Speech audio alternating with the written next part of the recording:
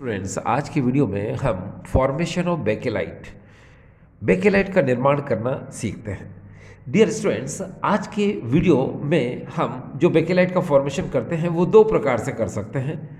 देखिए, पहले हम नोवोलक को फॉर्मेल्डेट के साथ अगर हम हीट कर दें तो बेकेलाइट का फॉर्मेशन हो सकता है। और दूसरा कि अगर हम orthohydroxy benzyl alcohol and parahydroxy benzyl alcohol का पॉलीमराइजेशन बहुलीकरण कर दें तो भी बेकेलाइट का फॉर्मेशन हो सकता है। तो चलिए अब हम इन दोनों का फॉर्मेशन करते हैं। देखिए डियर स्टूडेंट्स, सबसे पहले हम लेते हैं यहाँ पर फिनॉल। ये देखिए, ये बेंजीन रिंग के कार्बन से यहाँ पर जो OH ग्रुप लगा हुआ है, ये आप देख सकते हैं सिंगल बॉन्ड से लिंक है। तो ये ऑर्थो एंड पैरा डायरेक्टर होगा, ये ऑर्थो एंड पैरा निर्देशक होगा।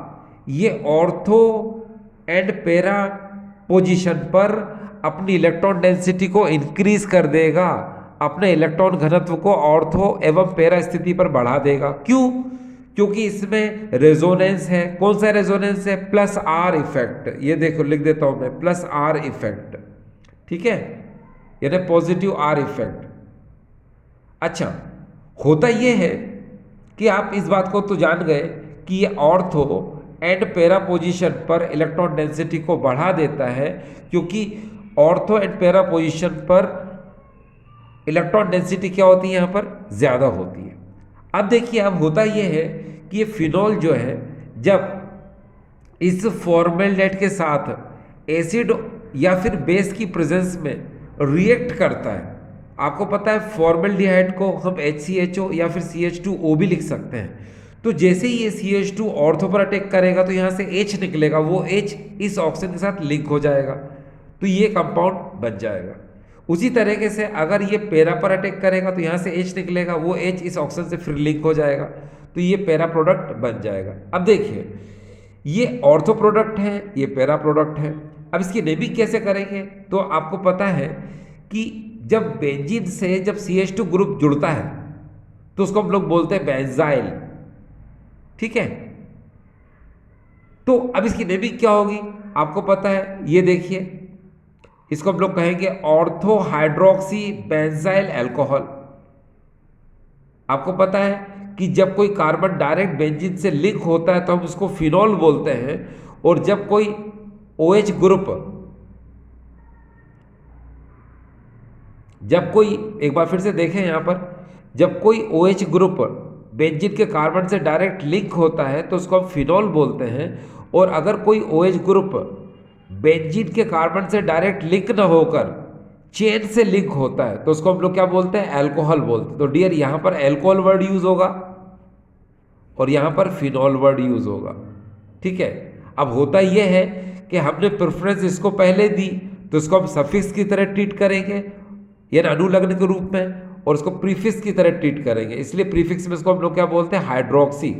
ठीक है, तो अब बोला क्या जाएगा? देखिए 1 2 है ना, तो 2 हाइड्रोक्सी बेंजाइल अल्कोहल भी बोल सकते हैं, या फिर इसको हम लोग बोलते हैं ऑर्थो हाइड्रोक्सी बेंजाइल अल्कोहल, ये भी बोल सकते हैं।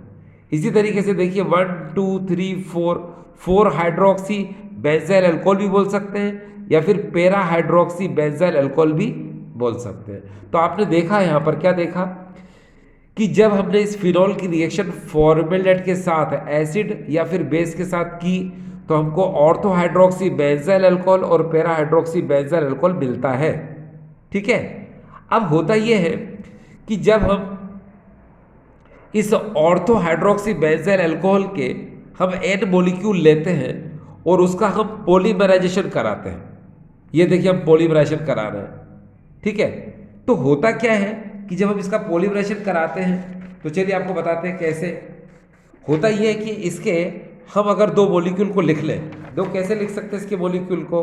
देखो, आपको लिख के बताता हूं मैं इस तरह से। देखिए डियर, यहाँ पर ये ऐसे, यहाँ पर OH और यहाँ पर ये CH2OH लगा देते हैं। सिमिलरली हम एक मॉलिक्यूल और लिखते हैं, ये देखिए OH और यहाँ पर ये CH2OH।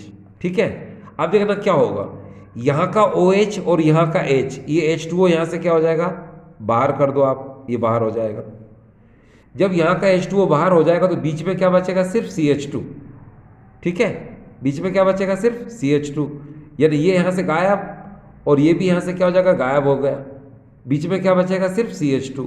सिमिलरली आपको पता है कि ये पॉलीमराइजेशन कर रहे हैं हम, यानी बहुलीकरण कर रहे हैं, और पॉलीमराइजेशन में क्या होता है, आगे भी लिंक और पीछे भी लिंक हमको रखना पड़ती है। इसलिए हम क्या करेंगे, यहाँ से ये OH और पीछे से ये वाला H, यहाँ से H ले लेंगे। आपको पता है यहाँ पर भी H होता है, तो यहाँ का H और यहाँ का OH, ये भी एक H2O बनकर क्या हो जाएगा, बाहर हो जाएगा। तो यहाँ पर क्या हो जाएगा, एक बॉन्ड बन जाएगा यहाँ पर, और यहाँ पर भी क्या हो जाएगा, एक बॉन्ड बन जाएगा। यानी कि अब ये स्ट्रक्चर को हम कैसे बना सकते हैं, अब अगर आप ध्यान से देखें तो ये स्ट्रक्चर कुछ अब इस तरह से हो जाएगा। देखिएगा डियर, ये OH, बीच में रहेगा सिर्फ CH2, और यहाँ पर ये देखिए OH और यहाँ पर रहेगा CH2। अब मैंने आपको क्या बताया, ये देखिए यहाँ पर इसकी ये टेल यानी कि बॉन्ड बना दिया हमने, और यहाँ पर भी हमने इसका ये बॉन्ड बना दिया। देखा आपने। अब बिकॉज आपने इसके N मॉलिक्यूल लिए थे, इसलिए होल ब्रैकेट के नीचे हम N लगा देते हैं, ये हमने N लगा दिया। तो अब आपने क्या देखा, आपने यहाँ पर ये देखा कि जब हम इसके यानी ऑर्थो हाइड्रोक्सी बेंजील अल्कोहल के N मॉलिक्यूल लेते हैं और उसका पॉलीमराइजेशन यानी बहुलीकरण करते हैं, तो हमको इस टाइप से एक स्ट्रक्चर मिलता है। इसको हम लोग बोलते हैं लीनियर पॉलीमर, और इसी का नाम है नोवोलक। क्या बोलते हैं डियर, इसको हम नोवोलक। और इस नोवोलक का यूज होता है पेंट बनाने में, यानी पेंट फॉर्मेशन में हम क्या करते हैं, इस कंपाउंड का यूज करते हैं। अब डियर मैंने आपसे कहा कि नोवोलक एंड फॉर्मेल्डिहाइड को अगर हम हीट करें तो बेकेलाइट बन सकता है। और फिर मैंने ये भी कहा था आपसे कि अगर हम ortho hydroxy बेंजील alcohol and para hydroxy बेंजील alcohol ले लें और इसका पॉलीमराइजेशन कर दें तो भी बेकेलाइट बन सकता है। तो सबसे पहले हम बनाएंगे नोवोलक एंड फॉर्मेल्डिहाइड से बेकेलाइट। चलिए शुरुआत करते हैं। देखिए डियर स्टूडेंट, यहां पर हम क्या करते हैं, इसको बनाने के लिए सबसे पहले हम शुरुआत करते हैं। देखिए किस तरह ये आपको बताया जाए। ये देखिए यहां पर हमने क्या किया, यहां पर हमने ये देखिए ये नोवोलक एंड फॉर्मेल्डिहाइड को हमने हीट किया। ठीक है, तो आपको पता है कि सबसे पहले होगा क्या कि जब हम नोवोलक और फॉर्मेल्डिहाइड को हीट करेंगे तो आपको पता है, सुनिए, इस नोवोलक को पहले आप है ना इस तरह सीधे लिख लो, इस तरह से। ठीक है, आपको पता है नोवोलक हमने थोड़ी देर पहले बनाया था। ये देखिए डियर, ये नोवोलक का स्ट्रक्चर है। ठीक है, तो हम कर क्या रहे हैं, नोवोलक और फॉर्मेल्डिहाइड से बनाएंगे। तो एक बार हम नोवोलक को इस तरह ले लेंगे, है ना, स्ट्रेट में। देखिए कैसे, इस तरह, जिसमें OH ऊपर की तरफ होगा। और एक बार हम क्या करेंगे, नोवोलक को नीचे की तरफ लेंगे जिसमें OH जो है नीचे की तरफ हो। फिर से सुनिए, हम नोवोलक को 2 बार लेंगे, एक बार इस तरह, एक बार इस तरह। फर्स्ट टाइम हम OH ऊपर रखेंगे और सेकेंड टाइम हम OH नीचे रखेंगे। अब देखिए यहाँ पर क्या है, फॉर्मेल्डिहाइड है, तो फॉर्मेल्डिहाइड को क्या लिख सकते हैं, मैंने आपको बताया था कि हम उसको CH2O लिख सकते हैं। अब होगा ये कि ये ऑक्सीजन और यहाँ का हाइड्रोजन और यहाँ का हाइड्रोजन ये मिलकर क्या बनाएंगे, H2O बनाएंगे। ठीक है, अगर यहाँ का H और यहाँ का H और ये O H2O बनाएंगे और यहाँ से निकल जाएंगे तो ये आपस में क्या हो जाएंगे, इस तरह से लिंक हो जाएंगे। ये देखिए, यानी यहाँ क्या बचेगा, अब सिर्फ और सिर्फ CH2 बचेगा। ये O अब यहाँ पर नहीं रहेगा, यहाँ CH2 रहेगा सिर्फ। इसी तरह से सेम सिचुएशन हम यहाँ पर भी करेंगे। मैंने बताया CH2O यानी फॉर्मेल्डिहाइड लेंगे, यहाँ से भी हम वाटर मॉलिक्यूल निकाल देंगे, तो यहाँ सिर्फ और सिर्फ क्या रहेगा, CH2 रहेगा। फिर इसी तरह से हम फॉर्मेल्डिहाइड को यहाँ लेंगे, यहाँ का H और यहाँ का H और ऑक्सीजन निकाल H2O निकाल देंगे, तो यहाँ क्या बचेगा, सिर्फ और सिर्फ CH2 बचेगा। ये देखिए, ठीक। अब बिकॉज होता ये है, ये जो आपके सामने आपको जो नज़र आ रहा है, ये बेकेलाइट का स्ट्रक्चर नज़र आ रहा है, इसी को डियर हम लोग बोलते हैं बेकेलाइट।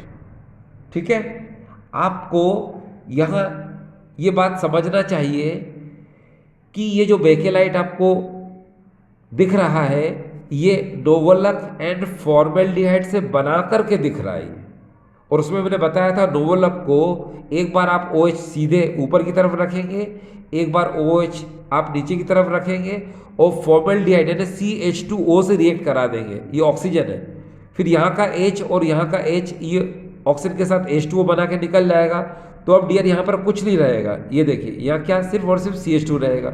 इसी तरह से आगे भी हम वही प्रोसेस करेंगे यहाँ पर, और यहाँ पर भी वही प्रोसेस करेंगे, और इस तरह जो आपको स्ट्रक्चर नज़र आएगा इसको हम क्या बोलेंगे, बेकेलाइट। ये देखिए आपके सामने बेकेलाइट नज़र आ रहा है। अब डियर मैंने आपसे कहा था कि हम बेकेलाइट को दूसरी तरह से भी बना सकते हैं।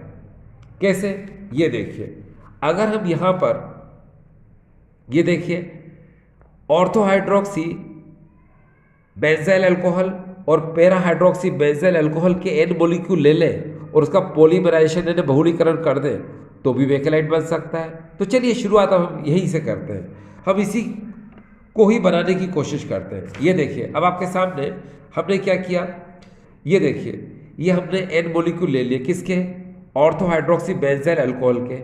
Similarly para hydroxy benzyl alcohol के भी हमने N मॉलिक्यूल ले लिया और इसका हमने पॉलीमराइजेशन करा लिया। अब मैं आपको इसका इजी कॉन्सेप्ट बताता हूँ कि सबसे पहले आप क्या करेंगे, सबसे पहले आप इसके 3 मॉलिक्यूल को आप लिख लीजिए। किस तरह लिखेंगे, चलिए मैं लिखना बताता हूँ आपको कि किस तरह हमको लिखना पड़ेगा। देखिए बहुत सिंपल तरीके से हम 3 टाइम्स लिखेंगे। देखिए ये देखिए दैट इज़ अ 1 और यहाँ लिख लो CH2OH। इसी तरह से एक बार और OH एंड CH2OH और फाइनली एक बार और, बस 3 टाइम का बोला था मैंने आपको। ये OH और CH2OH इस तरह से हमने कर दिया। अब क्या करेंगे आप सुनिए, यहाँ का OH और यहाँ का H, आपको पता है यहाँ H होता है, यहाँ पर H होता है, यहाँ का H और यहाँ का OH ये देखो शो कर दे, चलो H2O यहाँ से बाहर कर दो तो बीच में क्या बचेगा, सिर्फ CH2।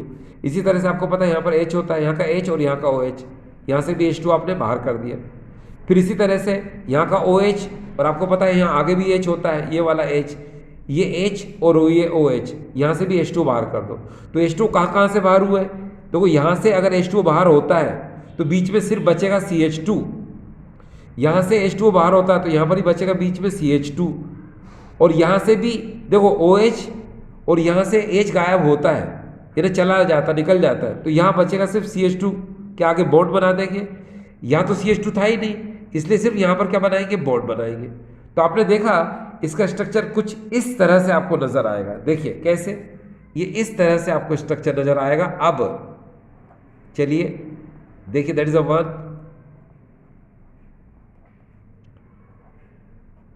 That is a 2 and that is a 3। ये देखिए ये स्ट्रक्चर अब आपको इस तरह से बनता हुआ नजर आ रहा है। ये देखिए ऐसा स्ट्रक्चर अब हमको मिल गया, हमने इसके थ्रू इस स्ट्रक्चर को बना लिया। ठीक है, अब होता ये है कि इसमें अगर आप ध्यान से देखें, ये देखो पैरा हाइड्रोक्सी बेंजाइल अल्कोहल भी लिंक होता है ना, ये वाला भी लिंक होता है। तो हम क्या करेंगे, ये जो OH है, देखो मान लो थोड़ी देर के लिए कि ये मेरे पास पेन है, ये OH है और ये वाला हिस्सा क्या है इसका, CH2OH है। तो इसको उल्टा करना है आपको, ऐसे कर दो, ऐसे कर दो, लाइक दिस, इस तरह से कर दो। ठीक है, ये ना उल्टा करना है। OH देखो नीचे आ गया, जबकि पहले OH क्या था, ये OH ऊपर होता है, इसको क्या करना है अपन को नीचे लाना है बस। अब देखिए क्या करेंगे हम, इसी स्ट्रक्चर को अगर आप ध्यान से देखें तो इसको 3 टाइम हम फिर से लिंक कर देते हैं। हम इसमें लिंक करके दिखाते हैं आपको। देखिए ये देखिए यहाँ पर ये CH2OH और फिर आपने इसको इस तरह से ये देखिए OH कर दिया। वंस मोर, फिर से देखिए यहाँ पर ये CH2OH और फिर इस तरह से ये OH को नीचे लिख दिया। एक बार फिर से देखिए यहाँ पर ये CH2OH, अभी लिख देता हूँ मैं, ये CH2OH और यहाँ पर ये OH मैंने ऐसे लिंक कर दिया। अब देखिए क्या हुआ, यहाँ का OH, क्योंकि ये CH2OH तो इसका है, ये CH2OH इसका है, ये CH2 इसका है, तो यहाँ का OH और यहाँ का H ऊपर वाले का, यानी ये H और ये OH, यहाँ से H2 निकाल दो आप। इसी तरह से यहाँ का H और यहाँ का OH, यहाँ से H2 निकाल दो। यहाँ का H, ये माफ़ करना, यहाँ का H और यहाँ का OH, यहाँ से H2 बाहर निकाल दो। तो अब क्या होगा, अब देखिए इसका स्ट्रक्चर आपको इस तरह से मिलेगा। देखिए कैसे, देखिए अब आपको स्ट्रक्चर इसका इस तरह से मिलेगा जो मैं, अब हम फाइनल स्ट्रक्चर की तरफ चल रहे हैं डियर, ध्यान दीजिएगा। अब हमारा फाइनल स्ट्रक्चर बनकर तैयार होने वाला है थोड़ी देर में। ये देखिए, ये वन टाइम जो शुरुआत की थी पहले हमने, उसको पहले कवर करते हैं। ये देखिए, और ये इस तरह से, ये देखिए ये हमारी शुरुआत यहाँ से हुई थी। और फिर आपने देखा जब OH को हमने उल्टा कर दिया, इसको हमने उल्टा किया, CH2O से लिंक किया, तो यहाँ का OH और यहाँ का HH2 निकल गया था, तो बीच में क्या बचेगा, सिर्फ CH2। ये देखिए ये CH2, और अब स्ट्रक्चर बना दो और क्या। चलिए स्ट्रक्चर बनाते हैं। ये बना दिया हमने, और यहाँ नीचे क्या लिख देंगे हम, OH। ये देखिए सिमिलरली यहाँ पर भी वही करिए आप, ये CH2 और यहाँ पर इसको लिंक कर दीजिए इस तरीके से, और ये OH जोड़ दो। सिमिलरली ये देखिए CH2, और यहाँ पर क्या होता है, ये देखिए OH लिंक कर दो। ये देखिए कर दिया आपने। अब आपको एक बात समझने की ज़रूरत है, वो ये कि जिस तरह से OH के बाद यहाँ CH2 की एक कार्बन चेन चलती है, और नीचे भी हमको इसी तरह से कार्बन चेन चलाना है। कहाँ पर, आर्थो पोजीशन पर। ठीक है, तो आर्थो पोजीशन कहाँ है इसकी, ये है। तो यहाँ पर भी आप सिमिलरली इस तरह से बना लो। ये CH2 आर्थो पर ही बनेगा भाई, ध्यान दीजिएगा, ये ऐसे। ठीक है, बिल्कुल सेम। यहाँ पर भी CH2, आगे बॉन्ड बना दो, पीछे बॉन्ड बना दो, बना दिया। अब पूरी तरह से इसको कवर कर दीजिए, ऐसे कवर कर दिया, और नीचे N लगा दो। क्यों, क्योंकि आपने भाई N मॉलिक्यूल लिए थे, और निकाला क्या पूरे मॉलिक्यूल में, आपको पता है वाटर मॉलिक्यूल निकाला, तो उसको भी हम प्लस NH2 करके ही लिखते हैं। ये देखिए, तो इस तरह से आपने देखा ये बेकेलाइट का फॉर्मेशन हो गया। ठीक है, अब डियर स्टूडेंट्स एक बात थोड़ा सा बता दूं मैं आपको, ये स्ट्रक्चर बिल्कुल सही है। ये ऐसा मत सोचना, अगर आप NCERT देखेंगे या मॉडर्न ABC देखेंगे तो उसमें क्या होता है कि आपको यहाँ CH2 लिंक मिलेगा और यहाँ पर भी CH2 लिंक मिलेगा, तो आपके दिमाग में चलेगा यार कहीं ऐसा तो नहीं कि गलत स्ट्रक्चर है। तो बिल्कुल डियर गलत स्ट्रक्चर नहीं है, ये भी स्ट्रक्चर सही है, वो भी स्ट्रक्चर सही है, स्ट्रक्चर कुछ गलत नहीं है। ठीक है, ये डिपेंड करता है कि आपने कौन कौन से रिएक्टेंट लिए हैं। ठीक है, तो अब देखिए यहाँ पर हम बात करते हैं कि ये जो बेकेलाइट है, ये आपने देखा जिस तरह से मैंने बनाया, वो ortho hydroxy benzyl alcohol para hydroxy benzyl alcohol के पॉलीमराइजेशन यानी बहुलीकरण से बनाया, तो इस तरह से बनता है, देख लिया आपने। ठीक है, और डियर स्टूडेंट्स याद रखिए फिनोल चैप्टर हम पढ़ रहे हैं, हम फिनोल चैप्टर पढ़ रहे हैं। तो फिनोल चैप्टर के अंदर क्या है कि आपको ये वाला स्ट्रक्चर ज़्यादा सुटेबल रहेगा। कौन सा, ये वाला, आपको ये वाला बनाना है। ये नोवोलक एंड फॉर्मेल्डेहाइड से बना हुआ बेकेलाइट आपको नहीं बनाना है। ठीक है, हाँ अगर पॉलीमर चैप्टर होता तो नेचुरल फिर क्या करते हैं हम ये भी बनाते हैं। ठीक है, और फिर हम ये भी बनाते हैं, है ना। अगर पॉलीमर चैप्टर के हिसाब से आप क्वेश्चन कर रहे हैं तो फिर आपको दोनों करना है, और पॉलीमर चैप्टर के हिसाब से अगर आप क्वेश्चन नहीं कर रहे हैं, आप फिनोल अल्कोहल एंड ईथर के हिसाब से कर रहे हैं, तो फिर आपको ये दोनों लेकर फिर आपको ये बनाना है। और आपको पता है दोनों कब बनते हैं, ये तो पता ही है ना आपको दोनों कब बनते हैं, है ना। यानी शुरुआत कैसे करेंगे, चलो एक बार फिर से देखो। सबसे पहले हम फिनोल की फॉर्मल्डेहाइड से रिएक्शन कराएंगे एसिड और बेस की प्रेजेंस में, ortho hydroxy benzyl alcohol para hydroxy benzyl alcohol बनाएंगे। ठीक है, उसके बाद आप क्या करेंगे, ये देखिए आप दोनों को लेंगे ortho hydroxy benzyl alcohol para hydroxy benzyl alcohol, इसका पॉलीमराइजेशन कराएंगे, फिर बेकेलाइट आपका बन जाएगा। अब ये जो बेकेलाइट है डियर, ये दो टाइप से बनता है, एक लो, दूसरा होता है हाई। यानी कि ये जो बेकेलाइट है ना, ये कम टेम्परेचर पर इसको हम बनाते हैं, तो उसका यूज होता है अर्जेंट फेविकोल, यानी कि लकड़ी को जोड़ने वाला ग्लू बनाने में इसका यूज होता है, लकड़ी को जोड़ने वाला गोंद बनाने में इसका हम उपयोग करते हैं, यानी अर्जेंट फेविकोल का निर्माण करने में इसका यूज करते हैं। लेकिन जो हाई डिग्री पॉलीमराइजेशन जब बेकेलाइट का हम करते हैं, तो याद रखिए उससे फाउंटेन पेन बनता है, ग्रामोफोन रिकॉर्ड बनता है, इलेक्ट्रिकल स्विचेस बनते हैं, ठीक है, as well as pressure cooker के हैंडल बनते हैं। ठीक है, और और भी बहुत सारे इलेक्ट्रिकल गुड्स में इसका यूज़ होता है, जैसे स्विच है, पावर पॉइंट है, ठीक है, होल्डर है, पेंस है, बहुत ज़्यादा इसका यूज़ होता है। तो डियर ये अभी आपने देखा कि ये बेकेलेट का फॉर्मेशन हुआ। अब आपके दिमाग में क्वेश्चन और उठ रहा होगा, देखिए कैसे डियर स्टूडेंट्स, दिमाग में ये क्वेश्चन ये उठता है कि जैसे मान लो ये बेकेलाइट है, ये देखिए ये बेकेलाइट हम बना रहे हैं, फिनोल एंड फॉर्मल्डिहाइड रेजिन इसी का नाम है।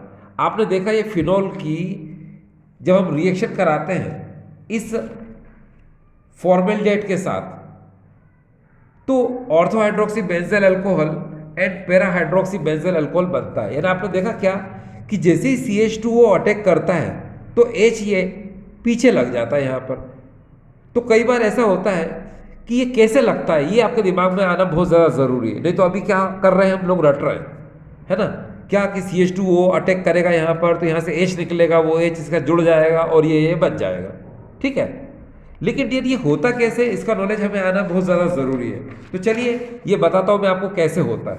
देखो डियर स्टूडेंट्स, सबसे पहले एक बात का ध्यान रखिए आप कि ये फिनॉल है और फिनॉल में OH ग्रुप इस बेंजीन रिंग से लगा हुआ है, ठीक है, और इसको मैंने इस तरह से की बॉन्डिंग मैंने शो कर दी।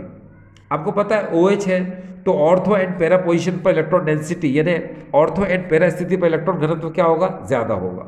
आपको पता है ये क्या है, ये फॉर्मल्डिहाइड है, ठीक है। तो ये कहाँ अटैक करता है, ऑर्थो पर भी करता है, पैरा पर भी करता है। तो इस समय में आपको ऑर्थो पर आक्रमण करना, ऑर्थो पर अटैक करना बताता हूँ कैसे होता है। देखिए डियर, सबसे पहले यहाँ पर क्या होता है कि ये जो आप देख रहे हैं ये फॉर्मल्डिहाइड है, तो इसमें इलेक्ट्रॉन का डिलोकलाइजेशन होता है ऊपर की तरफ, यानी ये जो पाई इलेक्ट्रॉन है यहाँ से कहाँ जाते हैं, ऊपर की तरफ जाते हैं, ठीक है, ठीक है, ध्यान दीजिएगा, ये यहाँ से कहाँ ऊपर की तरफ जाएंगे।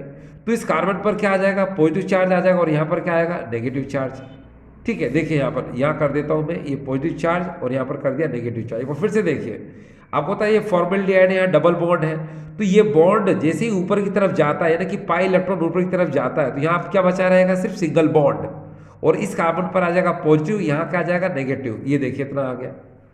अब आपको पता है कि ये मैंने बताया आपको ऑर्थो एंड पैरा पोजीशन में इलेक्ट्रॉन डेंसिटी ज़्यादा होती है, इसका मतलब ऑर्थो एंड पैरा पोजीशन पर नेगेटिव चार्ज आता है। तो ये देखिए मैंने नेगेटिव चार्ज कैसे लाऊंगा कि ये जो बॉन्ड है पाई, ये मैंने ऊपर की तरफ ट्रांसफर कर दिया, तो यहाँ कार्बन पर पॉजिटिव चार्ज आ जाएगा और ऑर्थो पर क्या आ जाएगा, नेगेटिव चार्ज आ जाएगा। आ गया, ये देखिए। अब इस नेगेटिव चार्ज पर ये फॉर्मल्डिहाइड का कार्बन क्या कर देगा, इस पर अटैक करेगा। ये देखो अटैक कर दिया, अटैक करने से ये वाली सिचुएशन आ गई, देख रहे हैं आप, बिल्कुल अटैक करने से क्या होगा, ये वाली सिचुएशन आ गई। आपको पता होगा कि यहाँ CH CH CH CH CH होता है और जहाँ पर OH लगा यहाँ क्या होता है, सिर्फ कार्बन, तभी तो भाई इसका फार्मूला क्या होगा, CH5OH होगा, ठीक है। तो यहाँ इसीलिए मैंने इस हाइड्रोजन को यहाँ पर क्या कर दिया, शो कर दिया आपके लिए। अब क्या होगा, अब यहाँ पर ये है अटैक तो हो गया भैया किसका, CH2O का, है ना, अटैक तो कर दिया हमने कार्बन पर। अब लेकिन यहाँ पर ये जो बेंजीन रिंग है, इसकी बेंजीन रिंग की जो 3 इसके अंदर पाई बॉन्ड है वो तो है ही नहीं, इसकी एरोमेटिसिटी क्या हो गई, इसकी एरोमेटिकता क्या हो गई, खत्म हो गई। उसको वापस से मेंटेन करने के लिए क्या होगा, उसको बनाने के लिए ये जो बॉन्ड है ये क्या होगा, ऊपर से इस कार्बन की तरफ क्या होगा, शिफ्ट होगा, जिसकी वजह से ये पॉजिटिव कहाँ आ जाएगा, इस हाइड्रोजन पर आ जाएगा। आ गया, तो यहाँ पर बॉन्ड देखो ये आ गया, ये बॉन्ड यहाँ पर आ गया। अब ये पॉजिटिव वाला हाइड्रोजन इस O नेगेटिव के साथ क्या हो जाएगा, ये अटैक कर देगा, यहाँ पर अटैक करके क्या बना लेगा, OH बना लेगा। तो क्या हो जाएगा, ये देखो CH2OH ये। तो अब डियर आपको ये समझ में आ गया होगा कि ये किस तरह से होता है। हम लोग क्या करते हैं, हम लोग किसी भी केमिकल रिएक्शन में ऐसा होता है कि हम लोग कह देते हैं कि ये फिनॉल है, इसकी फॉर्मूलेट से रिएक्शन करा दो तो यहाँ अटैक कर, यहाँ पर अटैक होगा तो यहाँ का H पीछे लग जाएगा। लेकिन अब आपको नॉलेज हो गया कि किस तरह लगता है ये, ठीक है। ये आपको पूरा मैंने मैकेनिज्म थोड़ा सा बताने की कोशिश की कि किस किस तरह से ये प्रोसेस होता है, ठीक है डियर। तो आपको ये नॉलेज हो चुका होगा। अब डियर स्टूडेंट्स, आज का हम अब अगला टॉपिक पढ़ने जा रहे हैं और अगला टॉपिक हमारे सामने है फॉर्मेशन ऑफ फिनालेफ्थिलीन। इसको हम लोग बोलते हैं फिनालेफ्थिलीन का निर्माण। तो देखिए अब हम जो पढ़ने जा रहे हैं फॉर्मेशन ऑफ फिनाइलएथिलीन यानी फिनाइलएथिलीन का निर्माण। इसके लिए हम क्या करते हैं, सबसे पहले ये देखिए ये बेंजीन है, इससे CO और ये O ग्रुप लगा दिया, इसको हम लोग बोलते हैं थैलिक एनहाइड्राइड। याद रखिएगा इसका नाम है PHTHALIC थैलिक एनहाइड्राइड, एनहाइड्राइड, ये थैलिक एनहाइड्राइड है। इस थैलिक एनहाइड्राइड को हम फिनॉल के दो मॉलिक्यूल के साथ किसी भी एसिड और बेस की प्रेजेंस में क्या करते हैं, रिएक्ट कराते हैं। तो देखिए क्या होगा, यहाँ का O और यहाँ के ये दो H, ये देखिए यहाँ से H2O क्या हो जाएगा, बाहर हो जाएगा। आप H2O को बाहर कर दीजिए और सबको लिंक कर दीजिए। देखो लिंक कैसे होगा, ये देखिए इस तरह से इसको बनाते हैं हम लोग, जैसे पहले स्ट्रक्चर बना है, ये देखिए ऐसे, ये देखिए इस तरह से। और यहाँ पर जो फिनॉल के मॉलिक्यूल है उनको हमने लिंक कर दिया लाइक दिस, ये देखिए फर्स्ट एंड अनदर वन, इस तरह से, ये देखिए ये लिंक हो गया। ठीक है, जो वाटर मॉलिक्यूल निकला था उसको हमने इधर लिख दिया। ठीक है, अब एक बात का ध्यान रखिए, ये जो मॉलिक्यूल, ये जो कंपाउंड हमें नजर आ रहा है, इसी को हम लोग बोलते हैं फिनाइलएथिलीन। ये क्या है डियर स्टूडेंट्स, फिनाइलएथिलीन है। ठीक है, एक बात का ध्यान रखना कि अगर आप यहाँ पर एसिड ले रहे हो तो स्ट्रॉन्ग एसिड यहाँ पर जो होता है वो होता है कंस H2SO4, यानी कि कंसंट्रेट H2SO4। और कंसंट्रेट H2SO4 की प्रेजेंस में यहाँ जो फिनोलेफ्थलीन होता है वो कलरलेस होता है, यानी कि कलरलेस यानी कि रंगहीन होता है। और अगर मान लो आप यहाँ पर कंसंट्रेट बेस लेते हो, जैसे NaOH लेते हो, और यहाँ पर जो फिनोलेफ्थलीन बनेगा तो उसका कलर क्या होगा, पिंक, यानी कि गुलाबी रंग का होगा। थोड़ा याद रखने की जरूरत है कि अगर आपने एसिड लिया तो कलरलेस होगा, अगर आपने बेस लिया तो ये क्या होगा डियर, पिंक होगा। ये जो फिनाइलएथिलीन है ये इसका यूज क्या होता है, तो डियर याद रखिए फिनाइलएथिलीन का यूज एसिड बेस टाइट्रेशन में इंडिकेटर के लिए होता है, यानी कि फिनाइलएथिलीन का उपयोग अम्ल क्षार अनुमापन में सूचक के रूप में होता है। ठीक है, इस बात का जरूर ध्यान रखिएगा आप। अच्छा एक बात और, ये तो फिनाइलएथिलीन की बात हो गई। अब फिनाइलएथिलीन में तो कोई डाउट मेरे ख्याल से आपको नहीं रहना चाहिए। अब अगर हम उस बेकेलाइट की बात करते हैं तो बेकेलाइट को थोड़ी देर के लिए मैं आपके सामने फिर रखने की कोशिश करता हूँ डियर स्टूडेंट्स, कि देखिए ये जो बेकेलाइट है ये आप देख रहे हैं इसको क्या बोलते हैं, इसको हम लोग बोलते हैं क्रॉस लिंक पॉलीमर है। ये देख रहे हैं सब तरफ से क्रॉस लिंक है, क्रॉस लिंक पॉलीमर यानी क्रॉस बंध बहुलक है ये, इसीलिए इसको हम लोग बोलते हैं थर्मोसेटिक पॉलीमर। ये थर्मोसेटिक बहुलक इसको बोलते हैं। क्यों बोलते हैं थर्मोसेटिक बहुलक, क्योंकि आप इसको कितना भी टेम्परेचर दे दो तो ये वापस से अपनी ओरिजिनल शेप में नहीं आएगा, ये बर्न हो जाएगा, जल जाएगा, लेकिन अपनी ओरिजिनल शेप में वापस नहीं आएगा, यानी ये सॉफ्ट नहीं होगा। यानी कि इस प्रोडक्ट से हम वापस रिएक्टेंट में कन्वर्ट इसको नहीं कर पाएंगे, यानी कि उत्पाद से पुनः अभिकारक में परिवर्तन नहीं कर पाएंगे। तो ये बताना बहुत ज़रूरी था, तो मैंने आपको बता दिया क्रॉस लिंक पॉलीमर है, क्रॉस बंध बहुलक है, ये थर्मोसेटिक पॉलीमर कहलाता है, ये थर्मोसेटिक बहुलक कहलाता है। और मैंने बताया कितना भी इसको हम टेम्परेचर क्यों ना दें ये वापस से सॉफ्ट नहीं होगा, ये इसको वापस से हम रिएक्टेंट में कन्वर्ट नहीं कर पाएंगे। ठीक है, तो ये आपको थोड़ा सा मैंने बताया। ठीक, चलिए इस समय हम पढ़ने जा रहे हैं कोल्बेज रिएक्शन, कोल्बे अभिक्रिया। देखिए डियर स्टूडेंट्स, सबसे पहले हम लेते हैं सोडियम फिनॉक्साइड, और सोडियम फिनॉक्साइड को हम रिएक्ट कराते हैं कार्बन डाइऑक्साइड के साथ 400 केल्विन टेम्परेचर पर एंड 4 to 7 एटमॉस्फेरिक प्रेशर पर, 400 केल्विन तापमान पर और 4 से 7 वायुमंडलीय दाब पर। जब हम इस CO2 को रिएक्ट कराते हैं तो पहले तो आपको एक बात पता है कि यहाँ पर ये जो ONA है ये सिंगल बॉन्ड से लिंक है, तो ये ऑर्थो एंड पैरा डायरेक्टर है, ये ऑर्थो एवं पैरा निर्देशक है। तो ये जो आक्रमण करवाएगा या तो आर्थो पर करवाएगा या फिर पैरा पर आक्रमण करवाएगा, है ना, क्योंकि ऑर्थो एंड पैरा पोजीशन पर इसकी इलेक्ट्रॉन डेंसिटी क्या होती है, इलेक्ट्रॉन घनत्व क्या होता है, ज़्यादा होता है। तो सबसे पहले क्या होता है, जब हम ये टेम्परेचर लेते हैं तो इस टेम्परेचर पर ये ऑर्थो पर ही अटैक करता है। तो CO2 को जब हम यहाँ पर अटैक कराते हैं यहाँ पर, तो यहाँ से क्या होता है, H निकलता है और वो H ऊपर जाता है और Na को नीचे भेज देता है। कहने का मतलब ये है कि इस टेम्परेचर और इस एटमॉस्फेयर प्रेशर पर रीअरेंजमेंट रिएक्शन भी होती है, यानी कि पुनर्व्यवस्थित अभिक्रिया भी यहाँ पर संपन्न होती है। कब? जब CO2 का यहाँ पर अटैक होता है तब। ठीक है, तो मैंने बताया ना CO2 का अटैक होगा तो यहाँ से H निकलेगा, आपको पता है यहाँ CH होता है। तो जब CO2 का अटैक होगा तो यहाँ से H निकलेगा, वो H ऊपर जाएगा, Na को नीचे भेज देगा, तो हमको मिलेगा ये, इसका नाम है सोडियम सैलिसिलेट। अब ये जो सोडियम सैलिसिलेट है, हम क्या करते हैं कि इसको डाइल्यूट HCl के साथ रिएक्ट कराते हैं। तो आपको पता है यहाँ से Na और यहाँ से Cl बाहर हो जाएगा, H यहाँ पर लिंक हो जाएगा, तो यहाँ पर हमको मिलेगा ये। ठीक है, NaCl निकलने के बाद हमको मिलेगा ये, इसी को हम लोग बोलते हैं सैलिसैलिक एसिड, सैलिसैलिक अम्ल। अब डियर स्टूडेंट्स, अगर मान लो एग्जाम में आता है what is the Kolbe's reaction, Kolbe अभिक्रिया क्या है, तो आपको सिर्फ और सिर्फ सैलिसैलिक एसिड तक ही बनाना है। ठीक है, और अगर मान लो वो बोलता है कि how will you form aspirin, यानी कि एस्प्रिन जो टैबलेट है इसको कैसे बनाओगे, तो फिर आपको क्या करना, फिर भले ही आप इसको आगे एक्सटेंड कर सकते हो, नहीं तो आप क्या कर सकते हो, ये देखिए ये आपके पास सैलिसैलिक एसिड है, और इस सैलिसैलिक एसिड को आप एसिटिक एनहाइड्राइड के साथ रिएक्ट करा सकते हो कंसंट्रेटेड H2SO4 की प्रेजेंस में।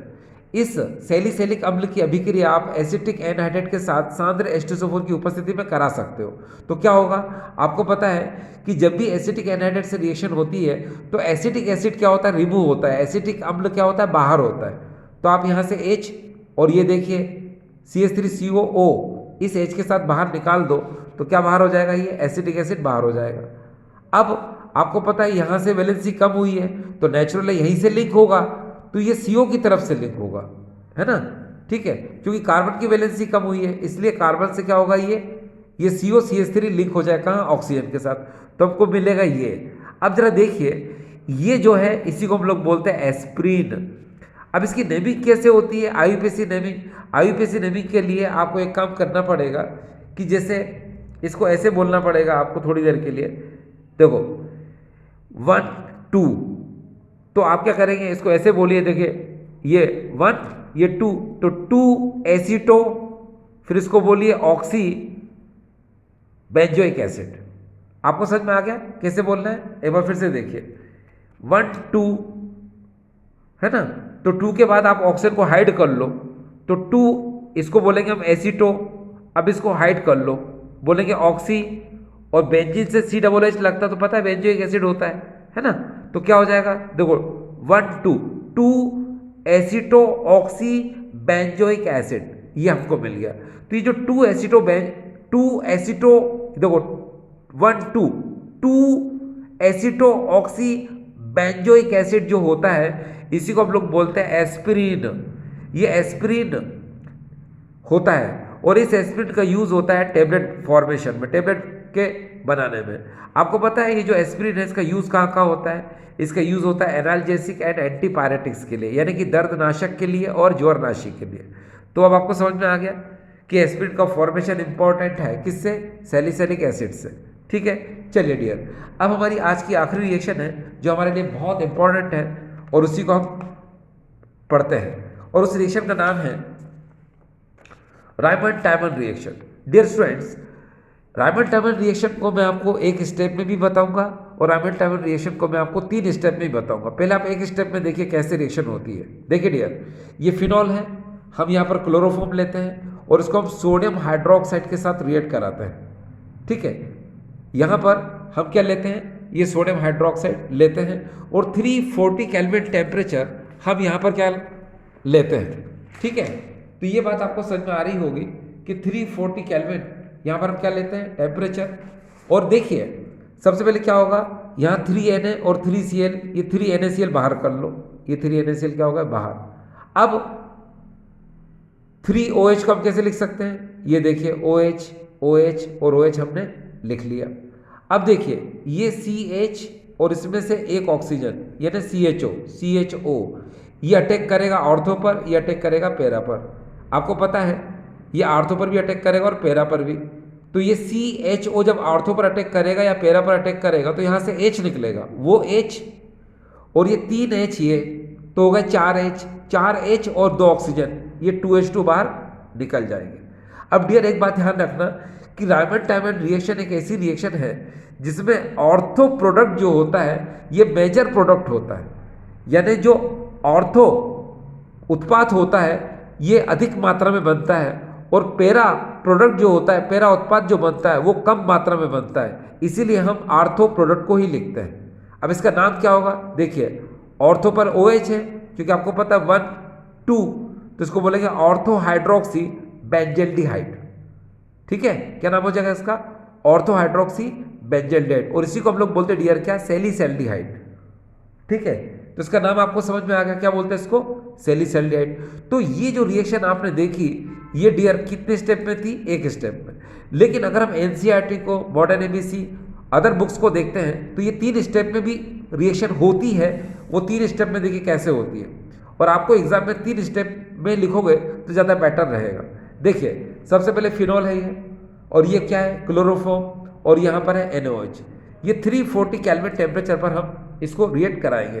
तो देखो ये जो क्लोरोफॉर्म है CHCl3, इसको कैसे लिख सकते हैं हम, CHCl2 और Cl में लिख सकते हैं।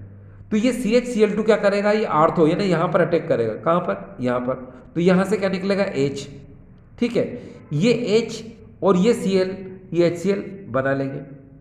फिर देखिए NaOH में से यहाँ का OH और ये H, ये H2O बाहर निकल जाएगा, और Na यहाँ पर लिंक हो जाएगा, तो हमको मिलेगा क्या, ONA और CHCl2 मिल गया। अब हम क्या करते हैं, इसको 2NaOH से रिएक्ट कराएंगे।